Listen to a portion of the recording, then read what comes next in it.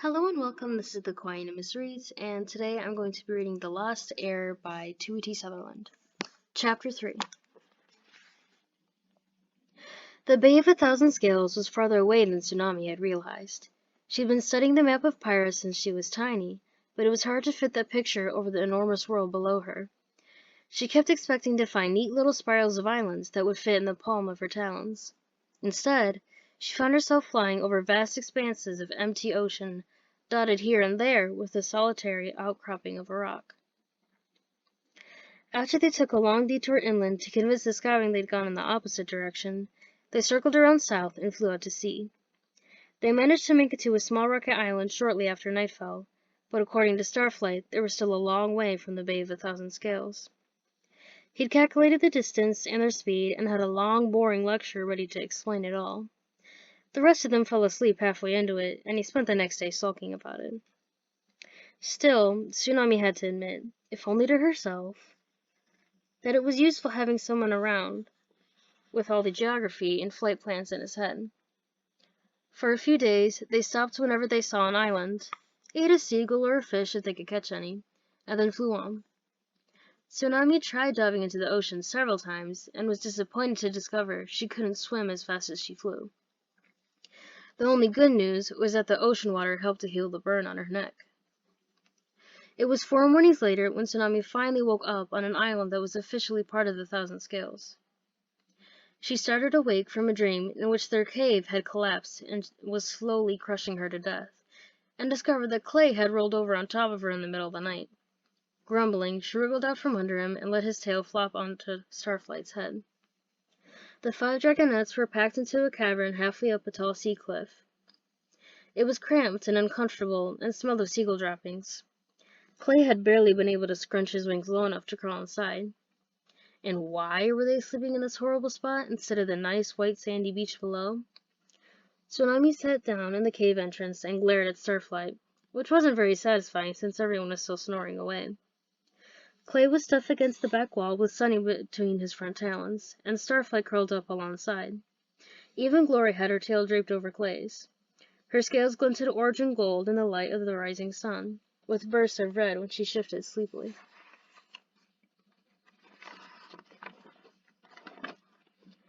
Starflight had been acting so weird since the Nightwings gave him back.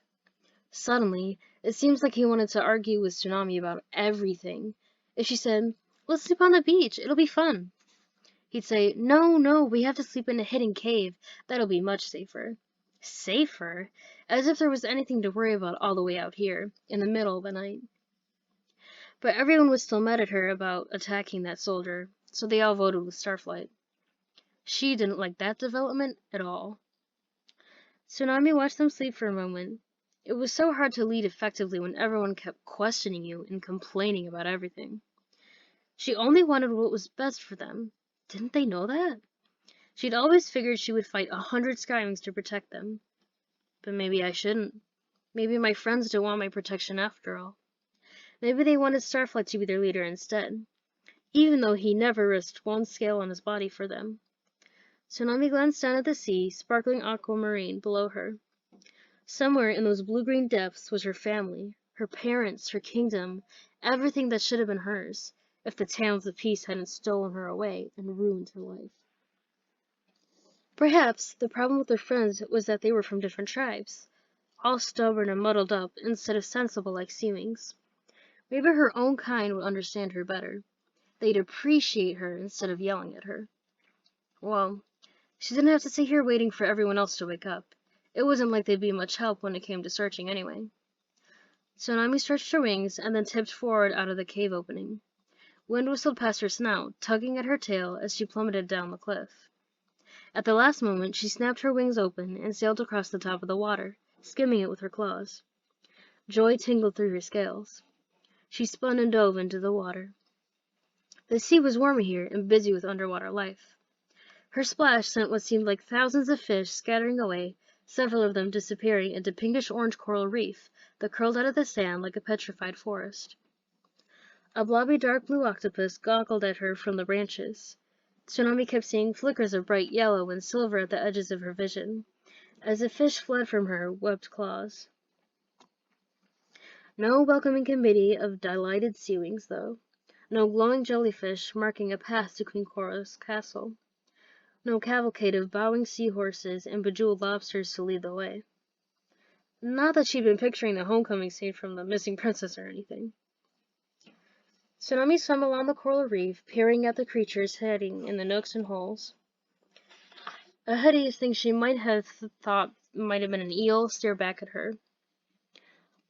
Little orange and white fish nestled in the waving lavender anemones. She still wasn't used to swimming in the sea, and that frustrated her. Unexpected currents kept knocking her off balance. The salt water felt like it was scraping roughly against her gills. Where were her natural swimming instincts? Her world was supposed to make her stronger, faster, tougher, not pathetic. She swam all the way to the next island, fighting the currents. More of the pinkish coral reef stretched across the sand here as well, dotted with the waving green fans and lacy dark purple ferns. Her wings felt sore and tired, so she spread them wide and floated near the surface, not far from the land. Something flashed below her in the shadows of the coral reef. Something very large. Tsunami had a brief vision of all the large, toothy things that might live in the ocean, then dismissed it. If it was a shark, she would kill it and bring it back to the others to eat, mainly so she could see the look on Starflight's face. She flicked her tail to swim closer. It was another sea-wing. A shiver rippled across her scales when she first saw him, and a part of her wanted to bolt right back to her friends. Don't be a smoke breather, she scolded herself. This is what you were hoping for, a dragon from your own tribe. She took a deep breath.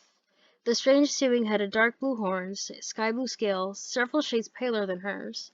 He was paddling by the reef, shifting his talons and wings slightly to change course. His head turned alertly from side to side. Well, it wouldn't hurt to follow him for a while first, Tsunami told herself. She crept along the top of the reef, peering over the edge at him. Her claws caught on small gaps in the coral. She accidentally poked an indignant black lobster, which came bustling out with its long whiskers bristling and pincers snapping. It took one look at her and hustled right back into hiding. Up here, the reef was covered in a layer of green, moss-like algae. Tsunami passed a couple of large sea turtles slowly swimming nearby. An enormous tentacled thing, like a sea spider, sat nibbling bits of algae. The tips of its 8 dark purple legs glowed orange-yellow, and so did its eyes. The swimming down below stopped suddenly and glanced around. Tsunami flattened herself against the reef. Knobbly bits of limestone poked into her underbelly. She peered through one of the holes at the other dragon. He spun slowly, staring into the ocean depths. Had he heard her? But he didn't look up. The dragon checked around him one more time, then let up the stripes along his wings. Almost immediately, another dragon swam out of a cave into the coral reef. Tsunami thought, much less handsome. His green scales were perfectly nice, but she didn't care for the black spiral patterns on them. She'd never seen a pattern like that on a dragon before, and his face wasn't nearly as handsome, or friendly-looking as the first dragon, although perhaps that had something to do with the giant bruise swollen over his left eye. She wondered if they were guards switching patrol duty. If so, they were being quite strange about it. The 2 dragons floated in place, staring at each other, for what seemed like an eternity. Occasionally, the stripes on one sea-wing would light up, then on the other. They moved their talons about as if waving fish away, even though no fish were anywhere near them. And then the spiral-marked dragon ducked back into the cave, and the blue dragon swam on. Some kind of sea-wing patrol ritual? Tsunami wondered. I guess I'll have to learn all that stuff in order to become queen. She lifted her wings to swim after the first dragon, and a pair of yellow-striped fish wriggled out from under her and shot away. The sky-blue dragon swam back the way he'd come, toward the stretch of open sea between this island and the one where Tsunami's friends were sleeping. Now or never, Tsunami thought. She'd rather meet this dragon than the other one, and she'd rather do it while he was alone if she could. That seemed easier than trying to explain herself to a whole bunch of dragons at once. She beat her wings to catch up, dove over the edge of the reef, and swam around in front of him. The sea-wing started back in an eddy of ripples. His eyes were blue. so dark they were almost black. Tsunami pointed up at the surface. "Coming out of the water so we can talk," she tried to signal. Hopefully he'd figure out what she meant. To her surprise, he whipped around and fled. His tail smacked a wave of water on her face. "Well, that's unfriendly," she thought. She swam after him, swinging her tail to propel herself even faster. He glanced back over his shoulder, saw her chasing him, and put on a burst of speed. Why was he running away? And how was he so fast? "Stop!" she tried to yell through the water. "I just want to talk." Of course that didn't work. He didn't even slow down. But then he twisted to look back at Tsunami, and he didn't even see the whale that suddenly loomed out of the deep in front of him. Tsunami waved her talons and pointed. "Watch out!" she shouted in a cascade of bubbles. The sea smacked into the whale's side and careened backward. The whale was only slightly bigger than the dragon, with ridges along its back and a flat, mild-mannered face. It made a weird squeaking groan and blinked at the sea in confusion. The dragon was still shaking his head, trying to reorient himself, when Tsunami caught up, grabbed his tail, and bit into the sand. The whale blinked again and swam on. Eddies rippled around the two dragons as it powered away through the water. "Now what do I do?" Tsunami thought. "They have to get him to the surface to talk to him, but if I let him go, he might try to escape again." She frowned at the dragon and pointed to the surface again. Flashes of sunlight shimmered up above them. Little pieces of broken gold-white glass floating on the water. The other dragon tipped his head to one side. Luminescent stripes lit up along his wings, flashing fast and slow. "All right," Tsunami thought. "I can do that too. Maybe he's testing me." She lit up her own stripes, illuminating the ones on her snout, then the ones along her tail, and then finally her wings. "See? My stripes flash too. I'm assuming. Now let's go up and talk." Slowly she spread her wings again and lifted up, prepared to grab him if she tried to bolt again.